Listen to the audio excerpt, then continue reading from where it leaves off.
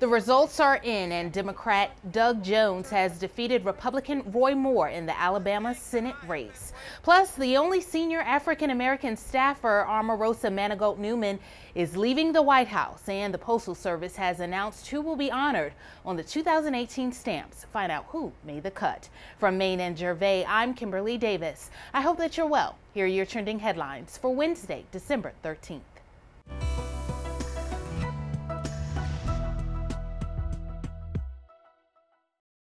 Former prosecutor Doug Jones pulled off the upset over Republican Roy Moore by a razor-thin margin of 1.5%. His victory was marked by overwhelming support from women and African Americans, and it trims the GOP majority in the Senate to 49-51.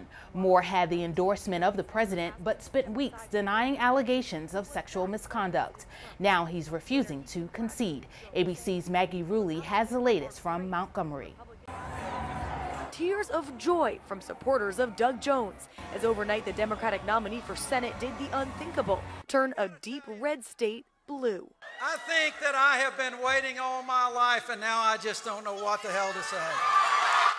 ABC News projects Jones to win the Alabama Senate seat over Roy Moore after getting a huge wave of support from African-American voters, young people, and even from the unlikeliest of places, former lifelong Republicans. I have felt empowered, not only as a Republican, I feel like holding my party to a better standard, but as a woman who I think is making the right choice. The Republicans' lock on this Alabama Senate seat was upended just 34 days ago when allegations of sexual misconduct against Moore were made public, including accusations of sexual assault against two teenage girls when Moore was in his 30s. At the end of the day, this entire race has been about dignity and respect. Moore has denied all allegations, and while at least 19 GOP senators asked him to step aside before the election, he was backed by President Trump. On Twitter, he congratulated Jones, saying the people of Alabama are great, and the Republicans will have another shot at this seat in a very short period of time. And it may be soon. Moore says his fight is not over. When the vote is this close, that it's not over. Wait on God and let this process play out. But Moore's call for a recount faces an uphill battle. The Alabama Secretary of State says it's highly unlikely that the outcome of this vote will change. Maggie Rulli, ABC News, Montgomery, Alabama. The White House says Omarosa Newman is leaving the administration. Press Secretary Sarah Sanders said the resignation is effective on January 20th, 1 year since Trump's inauguration.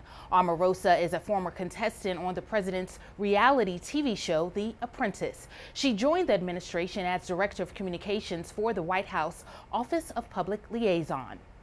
We're learning more about some of the stamps being released by the U.S. Postal Service next year, and we know some familiar faces will be honored.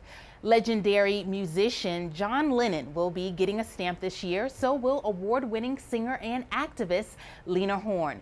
Children's television pioneer Fred Rogers will also be honored by the Postal Service with a stamp, as well as the first American woman in space, Sally Ride.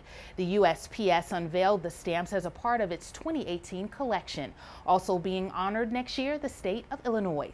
It's receiving a stamp to honor the 200th anniversary of it becoming a U.S. state. I'm Kimberlei Davis. Be kind to each other. I hope that you have a great Wednesday, and thanks for watching. New Wednesday, Modern Family has the gift that can't wait for Christmas. Yes! It's James Vanderbeek. I gotta see a man about a horse. But we don't have. That's so classy way of saying I gotta make my bladder gladder. Bathroom, into the hall on the right. New Modern Family, ABC Wednesday.